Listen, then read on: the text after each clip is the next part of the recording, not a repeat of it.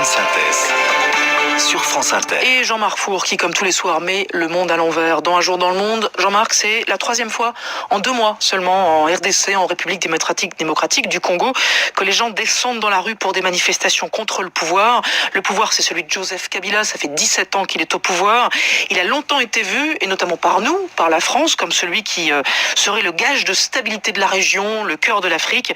Mais il est peut-être temps de changer de logiciel. C'est votre monde à l'envers, Jean-Marc. Et si on arrêtait de soutenir ce monsieur?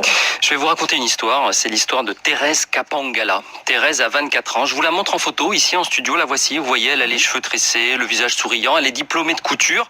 C'est une jeune femme comme la RDC en compte beaucoup, vaste pays la RDC, l'ex-Zaïre, 4 fois la France, 90 millions d'habitants, dont 60% de la population a moins de 20 ans.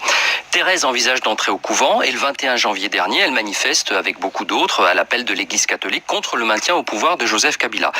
Enfin, elle manifeste, c'est beaucoup dire, c'est-à-dire qu'elle est dans l'enceinte de sa paroisse de Saint-François-de-Sales à Kintambo, dans la banlieue de Kinshasa, la capitale. Dans l'enceinte de la paroisse, je précise, les forces de sécurité lui tirent dessus, une balle en plein cœur. Thérèse est morte.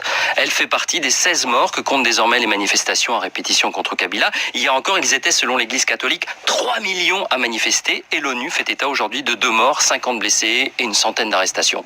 Alors, quand même, Jean-Marc, pardon, je vais le dire de manière très cynique, mais un pouvoir contesté qui réprime, c'est presque du très banal, surtout dans cette partie du monde. Oui, c'est banal, c'est vrai. Ce qui l'est un peu moins, ce sont les raisons et les formes de la contestation. Arrêtons-nous pour un peu d'histoire. Joseph Kabila est arrivé au pouvoir presque par hasard. Il est propulsé chef de l'État en quelques minutes en 2001, lorsque son père, qui est alors président, est assassiné. On le surnomme alors Petit Jo, c'est presque affectueux.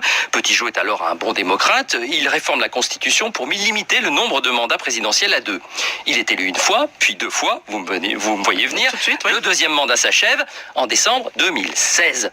Vous faites le calcul, ça fait donc 14 mois que Petit Jo devrait avoir quitté le pouvoir en application de sa propre réforme.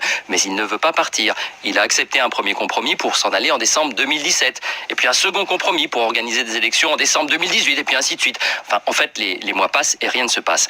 Et en face, le seul contre-pouvoir structuré, c'est l'Église catholique. Elle a donc pris la tête de la contestation, avec notamment un homme au caractère bien trempé, c'est l'archevêque de Kinshasa, le cardinal Laurent Monsengwo. Dans ses prêches, il parle, je cite, des médiocres qui doivent dégager. Depuis le 31 décembre, les manifs se succèdent donc au rythme d'une manif par mois. Et en face, Joseph Kabila laisse sa police politique tirer dans la foule jusque dans les paroisses. Et vous allez me dire que tout le monde s'en moque. Exactement, et la France au premier chef. Les regards sont à nouveau tournés vers la Syrie, on l'a compris, où se noue le drame que l'on sait dans le quartier de la Ghouta à Damas. Et pendant ce temps, Kabila réprime en toute tranquillité.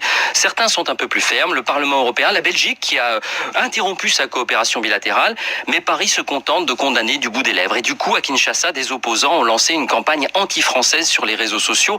Certains vont jusqu'à affirmer que la France, version Macron, soutiendrait la répression de Kabila afin de ménager les intérêts économiques de ses entreprises sur place, les Total, les Orange, les Bolloré.